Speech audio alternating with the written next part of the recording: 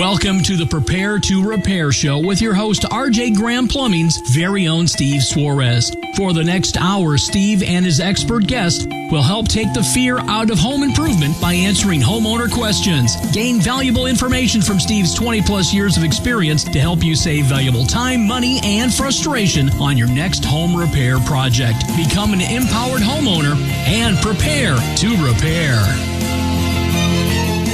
Good afternoon, everybody. Welcome to the Prepare to Repair Show. It is lunchtime on Monday. I want to thank everybody for joining us. On today's show, we will have Audrey Johnson back with us from Home Source Realty. We will also be having Tom Maslowski from What's Going Down in Downtown J-Town. Audrey will be giving us some insight on how to guide us through this crazy buying or selling market of real estate that we're going through right now. And Tom will be giving us the lowdown on the area happenings as everything is open for business and ready to go back to normal. So that's we're really excited to hear from him because he always has some great information. And Audrey's always got a lot of information and great to talk to. So I'm glad to have her back. Also, tune in to the Rock and Roll Diner on 95.9 The River, where the featured restaurant this week is Savarino's Pizzeria in Shorewood. So listen for your chance to win a $25 gift card, which is sponsored by us, RJ Graham Plumbing. If you haven't already, in case you weren't listening last week or you missed it, we are offering on July 2nd, we will be having a senior day. On this day, we will be offering special pricing to seniors. This offer is exclusive to WJOL listeners, and appointments are limited, so call and schedule as soon as you can. And I believe we have some openings left. Also, I want to thank and congratulate Michelle Sheets. She was the winner of our tankless water heater giveaway. And we wound up installing that last week, and she is all set to go. It went in nicely, and she has a new tankless water heater, which has opened up a ton of room inside her utility area and made the whole area workable. Even was able to fit a softener in that area where, with the tank being there, she didn't have room to do that before. So that definitely worked out in her favor. So congratulations to her. Also, coming up next Sunday, or this Sunday coming up, I should say, it is Father's Day. I wanted to wish everybody, all the fathers out there, a happy Father's Day. And that goes out to the grandfathers, the stepfathers that step in and get the job done, the dads out there getting it done, and even the moms out there that are pulling double duty. God bless you. It's your day as well. So happy Father's Day to everybody out there. And over the weekend, wanted to touch on this real quick. Over the weekend, we had Sunday was really nice, and Saturday we had some pretty heavy rains. And while I was watching this rain come down, I was thinking, wonder if the sump pumps are going to be having any kind of issues. Well, upon really seriously thinking about that, I don't even think with the ground being so dry and the lack of rain we've received, I don't think any of that water got anywhere near the drain tile to get to the sump pump. So I think we were all in pretty good shape as far as not having any issues over there. I mean, we didn't really receive a spike in calls for sump pumps, so I think we're okay. It's when the ground gets really saturated and we get more rain is when it can't handle it and the sump pumps get overwhelmed. So it was pretty fortunate. We needed the rain, which is great. So that was pretty good to see some much-needed rain without the fear of what usually comes with it. So I wanted to talk on a couple things before I bring Audrey on, and that is recommendations. Wanted to ask you as listeners, how often do you recommend people or places? Me personally, I only recommend people or places I've used. They have to be good because, well, if they're not, I know I'm going to hear about it. I know I'm going to get it from somebody that says, you recommended this person or place and it was horrible. And next time there's anything that needs to be recommended, they're not listening to me. They're just going to, you're that guy. Or better yet, there's also some, they'll say, we know what happened last time. There's also people that it can get the other way where certain recommendations, if it really goes sideways or they really have a problem with the person that they recommended, it can damage friendships, relationships, and so forth. Especially if they're family members or friends of family, things like that. It can make that really dicey. I mention recommendations because I see people on Facebook or on social media, I should say, responding to the in search of posts. And those in search of posts for, asking for recommendations on whether it would be a plumber, a contractor, a flooring guy, a electrician, HVAC, you name it, insert contractor or whatever here. And it's not a bad idea to do that. I mean, people giving out recommendations and or giving out people that they know is not a bad deal because it helps the person who is posting get some options. But one thing that I'm seeing, is, especially on the plumbing side, I mean, I really don't really know too much about the electricians and things like that. But on the plumbing side, I see that some of the people that are being recommended, I know full well they aren't checking out, that they did not check these people out before they're recommending them. Because had they done it, they would have been in for a really, really big surprise. Some of them, I'm guessing you've seen out there, you've seen the name thrown out there countless times. Because I know if they checked out the IDPH, the Illinois Department of Public Health plumber license verification website, they would see that the company's not licensed. Okay, and the company's not licensed, and not even the individual is licensed. And this is a concern because they're being recommended to somebody out there as somebody they've used, or it's inferred that they've used. And more often than not, people do not check out people until there's a problem. By that time, it's too late. What I'm going to do is I'm going to take a quick break, and I'm going to pick this up with Audrey Johnson with Home Source Realty, and she'll be able to touch on these recommendations because she's one I recommend all the time. We'll see on the other side. I'll also take my turn to give you a play of all the years that I believe it might be pushing 15 or 20 years that I have known and done business with Steve and his company. And I have to tell you, you will not get a better plumber that does better work or will treat you more fairly. I do appreciate that, Audrey. Before the break, I was talking about recommendations. And I talk about recommendations all the time because I'm seeing people throwing names out there of just people, and I know for a fact that some of them haven't been used, and some of them have some pretty scary backgrounds. And as far as you, I've used you. I mean, I've recommended you to everybody I know. You sold my mother her house. You sold my brother.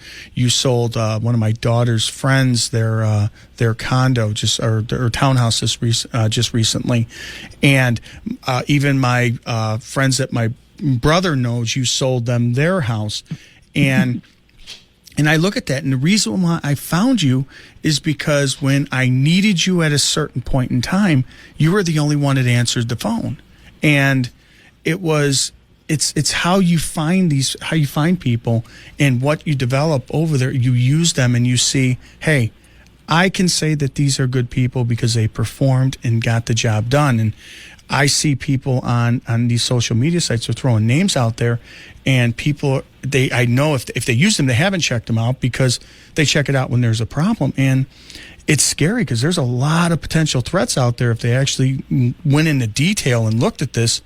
And I keep thinking to myself, it doesn't matter what kind of locks you buy.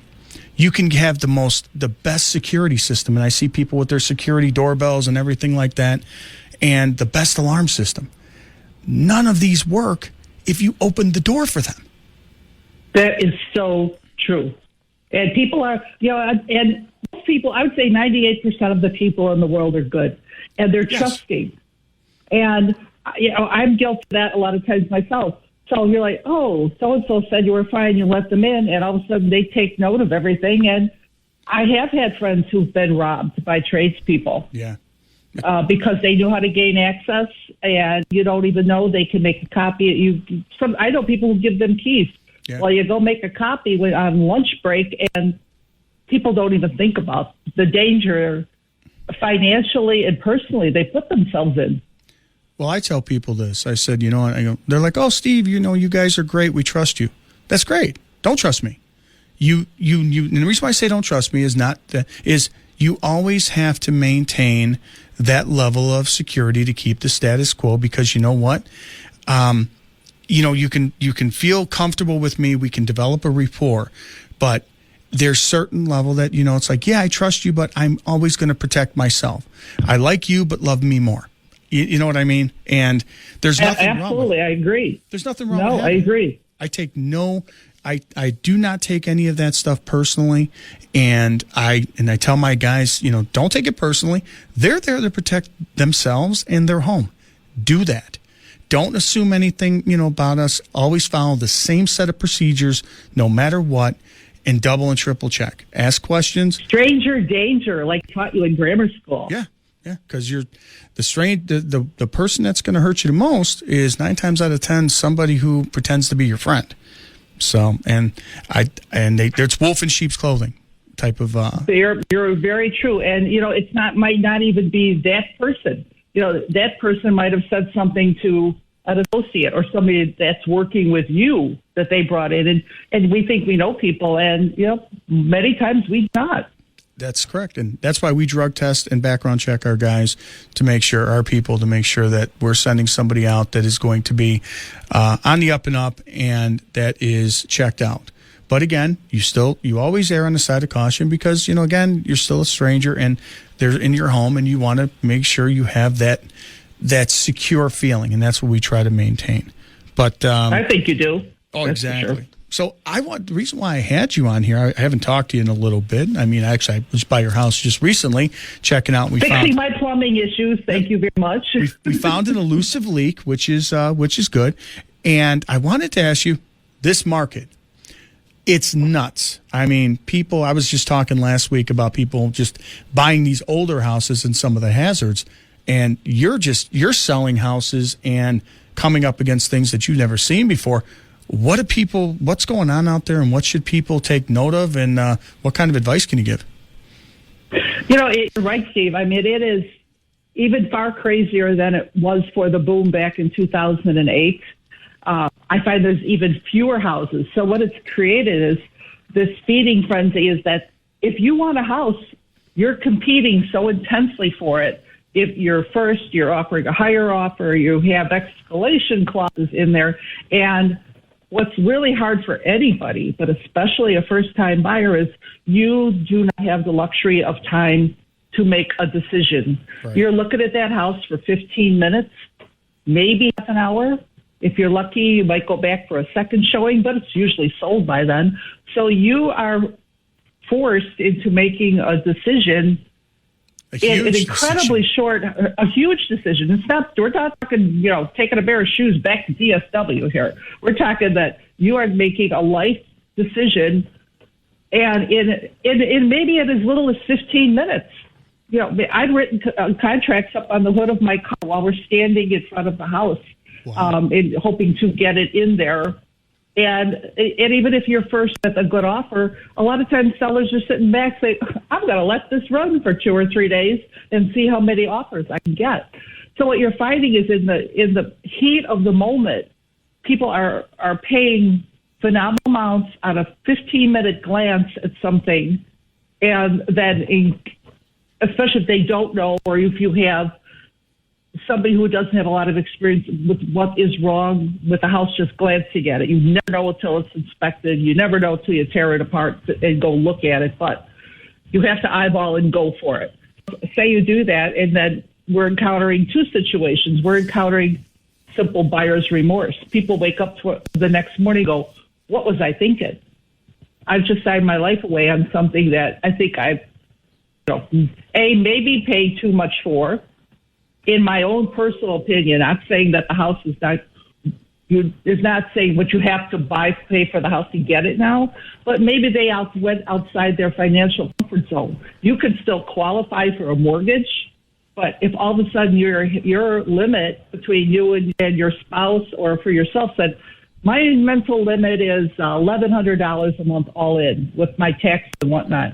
And all of a sudden, in this rush in the heat of the moment to buy this house, all of a sudden you're at $1,500 a month, and now you're going to be having, a lot of Cheerios for breakfast and maybe some frozen pizza.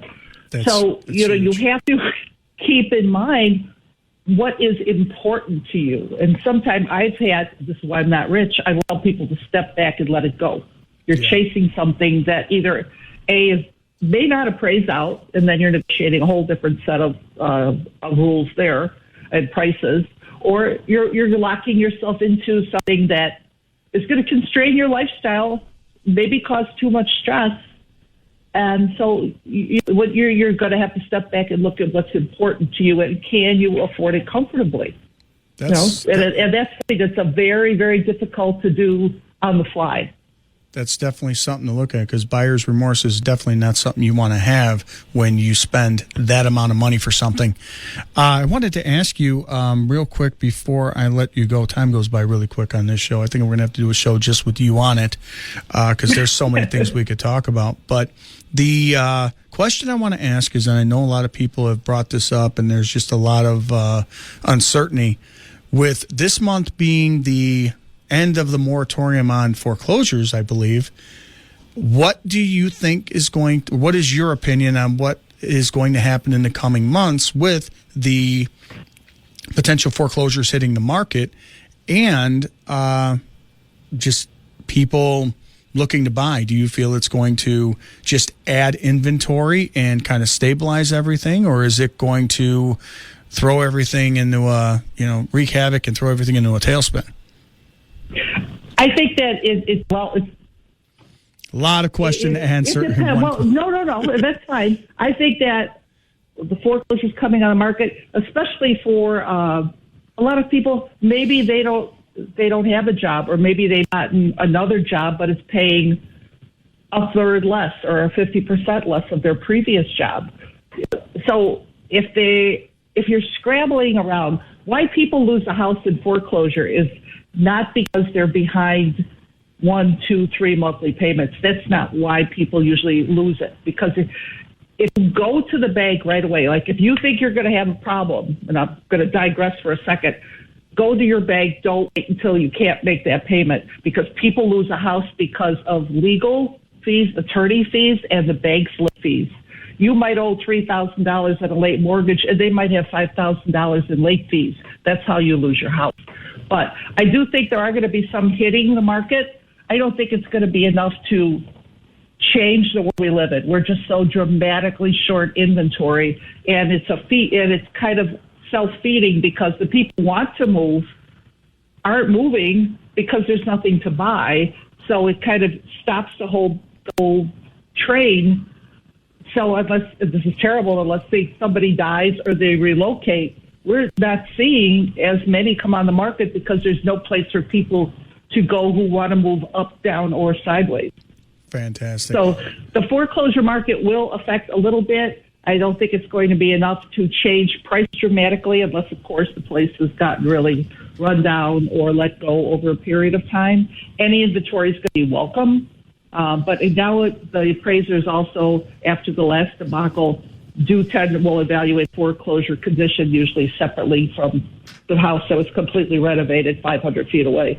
Awesome. Good to know, Audrey. Thank you for being on the show. And if our listeners want to reach out to you for any expert advice or for help in buying their next home or selling their next home, how do they reach you?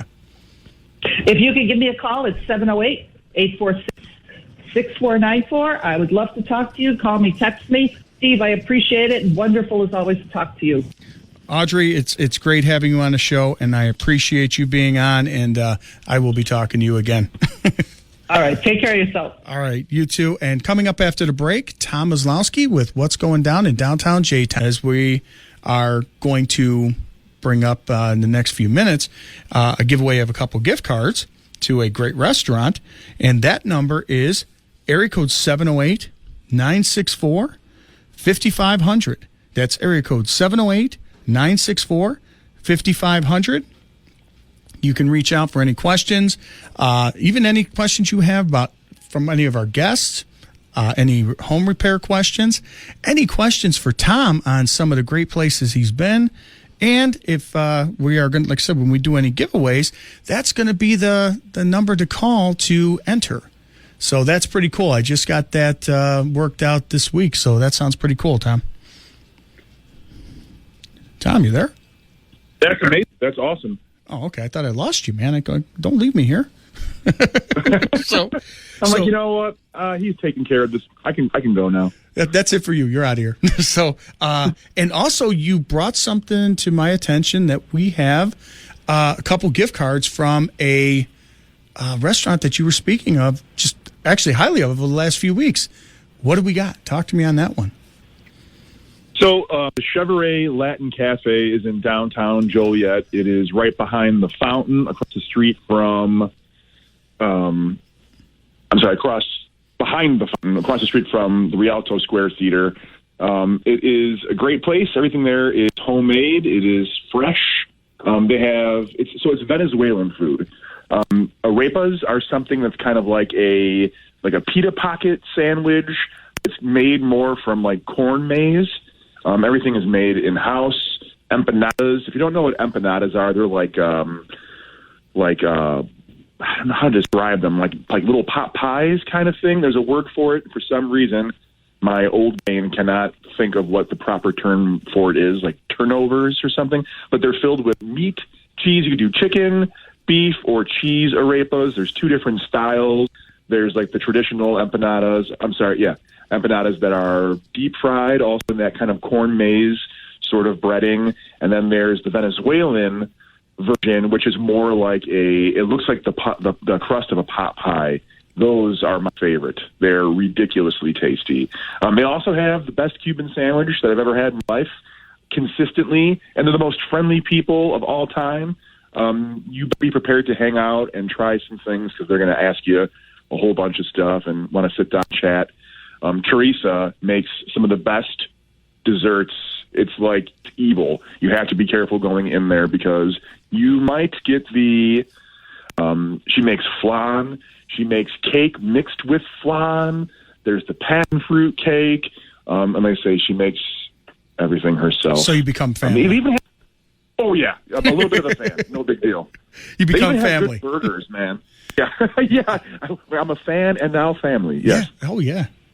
You know, this isn't the first time you spoke of this place. I mean, I think you spoke about it a couple weeks ago when you were, or was it last week when we were talking about I think it was the market that was down where you had all these different bands that were performing, and I think you were talking about them as well, weren't you? Yeah, and as a matter of fact, the Joliet Community Market is going on again this weekend. But due to Father's Day being Sunday, they're having it Saturday instead. Okay. The Joliet Supermercado taco truck was there. Luna Mexican Cafe was there. All these new artists have been showing up and having, vendor tents set up. The art movement has been doing like a painting project, so you can go up and they have a canvas all set up for you, and you can paint. You can bring the kids and do activities like that. The Joliet Public Library had been out there. It's all in that shady, canopied area right behind the fountain. In the parking lot, obviously, it's like blazing hot, of course, but it's supposed to be cooling off a little bit, I think. And then there's the really nice shady area right in front of Chevere Latin Cafe. Cheesecake by James was open.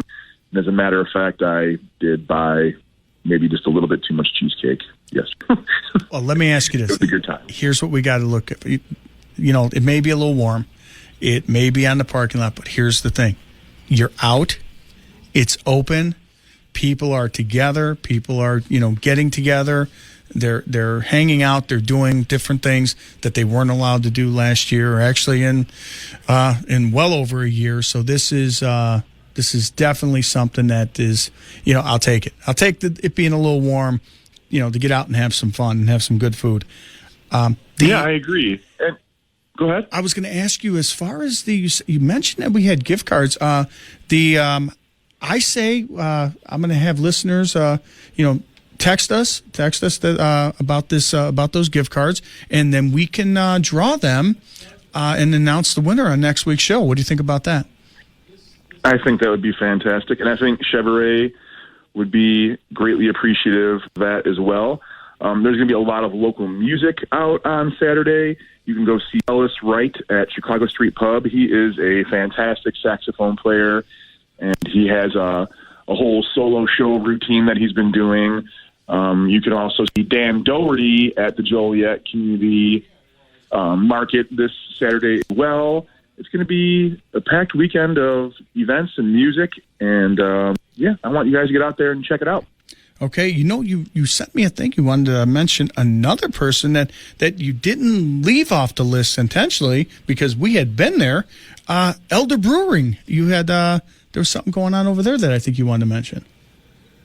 I did. I said Ellis Wright is playing at Elder Brewing Company this Saturday at 7 p.m. Okay, well, basically... good times. Well, you know what? After each show, I go to my wife and I say, so what do you think of the show? How do you think I did? I go, was it good or bad? I go, did I stink up the joint? And she goes, well, the show wasn't your problem. And I'm like, okay, wow, tough crowd. So basically, it has nothing to do with the show why I'm bad. It's just I'm just bad. So that's the kind of love I get. You're way too hard on yourself now. Well, you see, that's the fan club I got. But yeah, that is that's really great to have the support of the community and being able to actually give back and support the community. So having that reciprocation is really great. And I want to pronounce it. It's the Chevere Latin Cafe. What is the address there? I don't know. Hang on one second here. Okay. Well, they're in downtown Joliet, and you've given we've talked about them many times on the show as well. So that's fantastic. I mean, that's great that they were able to give us some love as far as providing for our listeners. I think that's great. And it is, and I do have the address for you. It is 81 North Chicago Street in downtown Joliet. Okay, and they're open, they're kind of open for lunch hours during the week, okay. And then Friday and Saturday they're open until 8 o'clock. Okay, so they're going to go check them out. Get some really good eats, and they're going to be treated like family, and probably not be let go without trying a few other things that they wouldn't normally try. It's true. And speaking of the community aspect that you're talking about and the coming together, I do have one serious topic before you guys let me go. My wife's brother-in-law, Chuck Weber, was a local pipe fitter. Pipe fitter in the local 597. He passed away suddenly this Thursday, and it was kind of an unfortunate situation. In addition to just lose a great man, he was on disability for a couple of years. That disability had run out. And now, my sister-in-law and her two daughters are without any kind of income in any way, shape, or form. And I thought the least that I'd do, being that I get this little spot on this radio show, would be to just, let people know if they felt like giving or felt like helping out that they can. There is a GoFundMe page set up for the Weber family. It's Weber family organized by Jacqueline Knight. I will definitely have the link to this GoFundMe at the very top of the What's Going Down in Downtown J-Town Facebook page. Any help is appreciated, and even just to share, if you can take a moment in that, would help out so much. Yeah, we'll definitely share that to the Prepare to Repair Facebook page. And we got to do what we can, and you bringing it up on the show is greatly appreciated because we want to help out a union brother and their family to get whatever help they need at this most difficult time. So I really appreciate that. Yeah, no problem at all. That was when we were talking about this. It wasn't even a thought we were going to do that and see if we can raise some awareness to give them some help. I mean, because that's terrible, especially a sudden loss like that. So, absolutely. You want to give out the information again as far as the GoFundMe, even though you're going to have it on your Facebook and we're going to post it. I want to get it out again. Absolutely. It is for Gail and Chuck Weber. It's the Weber family, and it's organized by Jacqueline Knight. It's It's up there. It's very self-explanatory. It's very easy to do. It's easy to share. And if you anything you can do to help as far as, even $1, or if you don't have anything you can share, being that we've all had some really hard times recently, just a share goes a long way. So thank you very, very much. No problem. And before I let you go, Tom, I wanted to ask you, I saw you posting a lot of different things that you did over the weekend, and I wanted to see if you wanted to, real quick, touch on a couple of those things that you've done over the weekend as far as some of the posts. I'm trying to pull them up now. I'm like, man, that's pretty cool. And I'm trying to get the one that I found recently, and I'm having a little bit of trouble grabbing that I wanted to. Well, we were doing, you're talking about bands, like things that I specifically was playing at. There was the Shorewood. So Shorewood now is also I think it's on, I don't want to say every Thursday, I shouldn't really say that, but they have an outdoor concert series in the summer, which obviously was, down and out for over a year. And I play in the Alex Hoffer Band, and we kicked off the concert series on Thursday. Oh yeah, well I was. Just looking on here, the Sue Regis, the glass artist.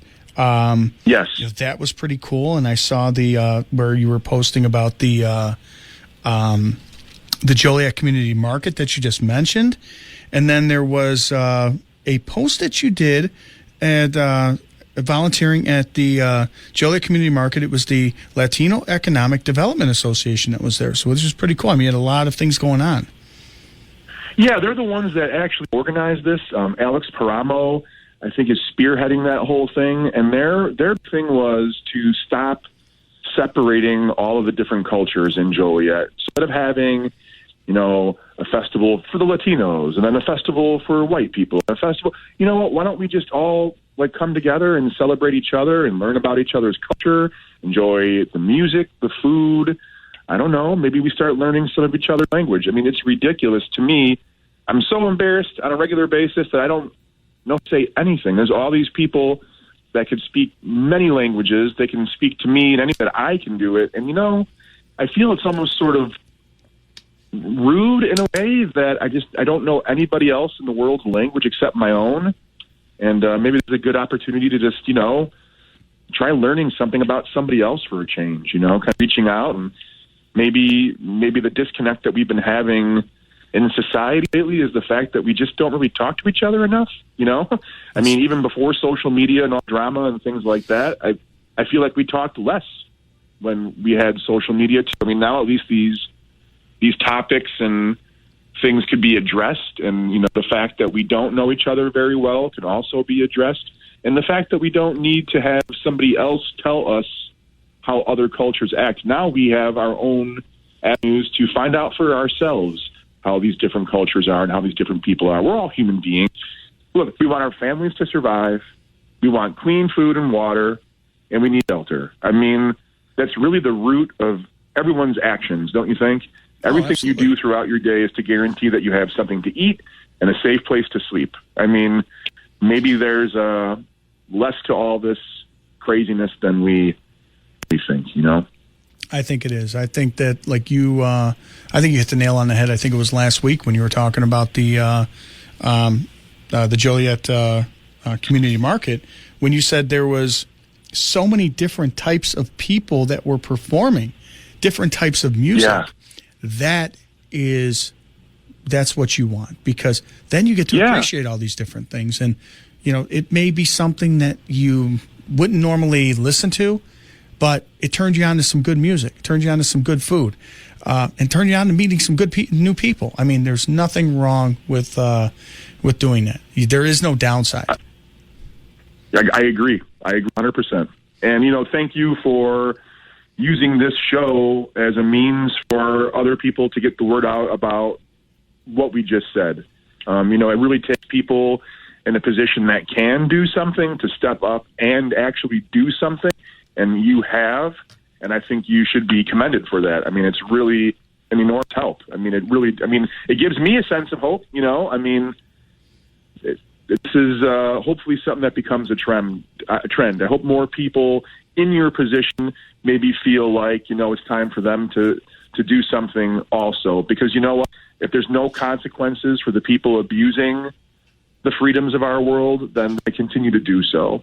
So we either have to prevent all that craziness or just, maybe we just start doing our thing the way we know we can. We just come together and do what we're doing, but without, just all the arguing all the time, Honestly, I'm just a nobody that decided to do something and see what we can do on it. And I believe in, and I deal with this with just in my business alone, or not alone, but just deal with my business, is misunderstandings, miscommunications happen when there is a lack of communication.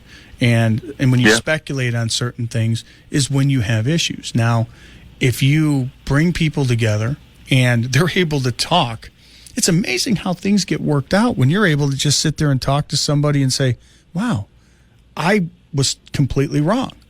And it just diffuses a lot of things and say, wow, I feel like an idiot because all this time I thought this, and this, and man, I got to rethink that. And it's amazing how, maybe going to a community event, meeting different types of people can do to make a change. It's baby steps, but you know what? Those baby steps, they turn to running really quick.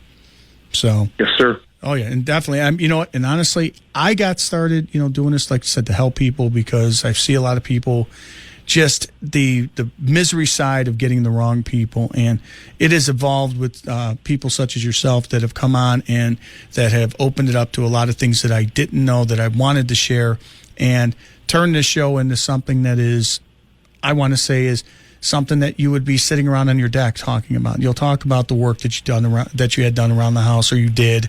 You'll talk about food at your, area restaurants, things like that. You'll talk about community events that you're going to go to, or you're going to go do this, you're going to go do that. Who's having this in town, whatever. All these things are things that families are talking about, and if we can kind of throw that in with one show and they can get a little bit of tidbit of information that they can use throughout the week and the weekend, that's pretty good. I think we're doing a pretty good job. Yeah, I like the sound of all that. That's great. Well, I appreciate you coming on, and as always, you leave us hungry, and not only hungry for food, but you also leave us hungry for just what you've got coming on next week and what you're going to open our eyes to for the next show and the next show after that. I appreciate your involvement and your input and contribution, Tom. Thank you, man. Thanks a lot, Steve. All right, and at the end, Tom, pass on my condolences to your brother-in-law and their family, or your sister-in-law. I'm sorry. All right, and as we move along move on up with the show, I want to thank Tom for joining us and giving us a ton of information. And I want to touch on a couple things as we start to wrap up the show. As we start having people over and we start grilling and having cookouts, one popular thing that people have gone to was converting their grills, their gas grills, from propane to natural gas, which is a great idea because, nobody wants to fill up those heavy propane tanks, and it's starting to get expensive, especially when you have to buy them. They're almost like $60 a piece when you have to buy the new ones. And if you're like me, you'll get a couple of them, and make sure you have them so you don't run out, because nothing's worse than cooking and running out. So, but a lot of people are going with these and getting these, different type of grills, and they're converting them. Well, they are not ready or not able to be converted because of the way they're made. Now, there's a few manufacturers out there that do it, that allow them to be can be converted from propane to natural gas. There are some that are not. You have to read the manufacturer's directions on whether or not it can be done. This is a huge, I can't stress this enough, how huge of a safety issue this could be. Gas and propane, two totally different fuels, and they can cause a serious safety hazard if you don't use the right products to convert from propane to natural gas. I've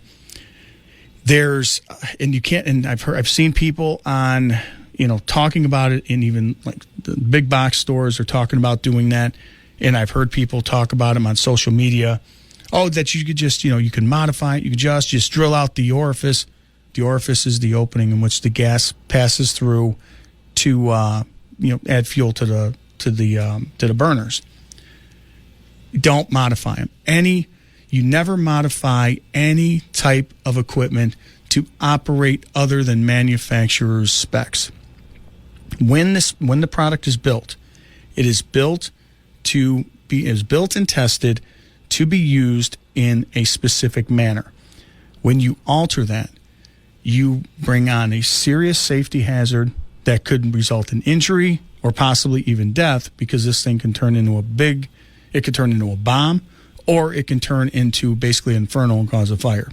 So, because I believe, and when you look at the difference between the fuels, propane is a thicker fuel, which has a bigger opening. So if you go and add a natural gas, which is a lighter gas, then you're going to let more fuel in to those burners, which is going to give you more intense burn, more intense flame, which can cause some serious safety hazards. So double check that. I'm not one who knows the science behind these. I don't manufacture these, but double and triple check. Make sure that the product you're getting is designed to be used in the application in which you're going to use it. Be careful. Same thing goes with a fire pit. Having a great flame is all well and good, but you have to think about safety when using these products. Safety first, so you can enjoy them properly and have a great time. So, do check out and read the owner's manual on all the products you have. And if you have to, contact the manufacturer. See if they sell a kit that will allow you to adapt it to natural gas.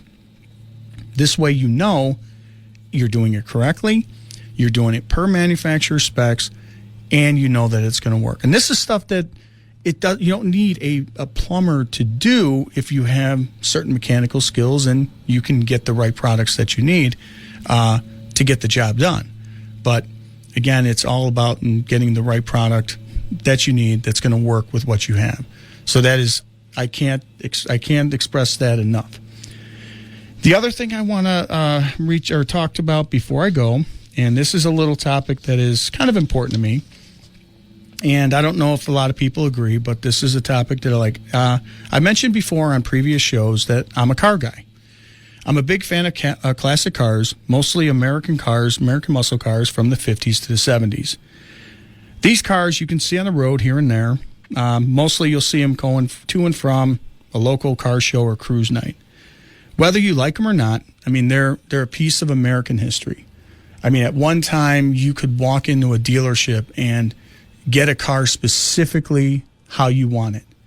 And you didn't have a package. You could just go and pick out all the little options that you wanted, and that car would be extremely rare because it would be just how you wanted it. So that's I want to say, this is a really good topic for me. It just gets so worked up because I really like. There's so much stuff with the American history with the automobile and how it affects different people. But to many who own these cars, this car they mean so much to them. They are the cars that they had when they were younger. And I mention the people in their cars because it seems to be more and more difficult for these car clubs and these enthusiasts to find a home for their car shows and cruise nights.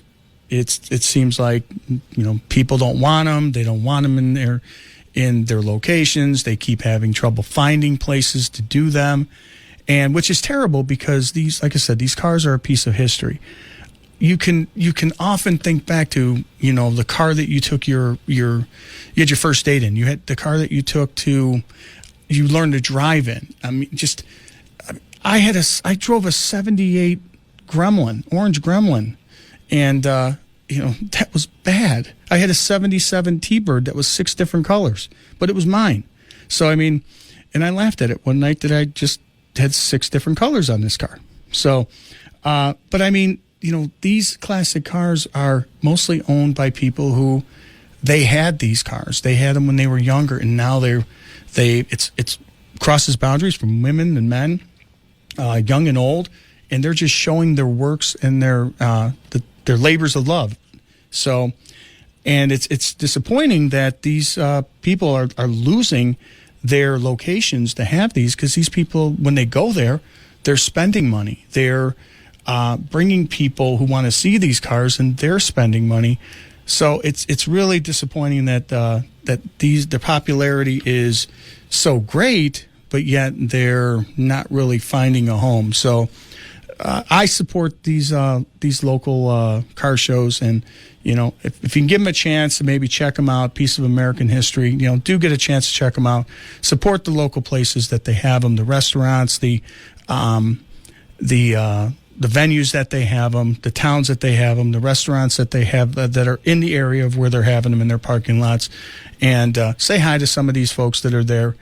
They have a story to tell on these vehicles, and some of them are pretty amazing. I've been lucky and fortunate enough to attend a few of these car shows and just listen to some of these men and women talk about their cars and just some of the information that they gave regarding it. And you would think that it was a member of the family, and to some, they've had it so long, it's very special to them. I mean, it could be a vehicle that their dad owned. I mean, it's amazing. So when you get a chance to, if you can't get a chance to support some of these local car shows, please do. And I definitely don't think it's gonna be a bad experience for you. So I want to thank everybody. On that note, I want to thank everybody for joining us today. Hope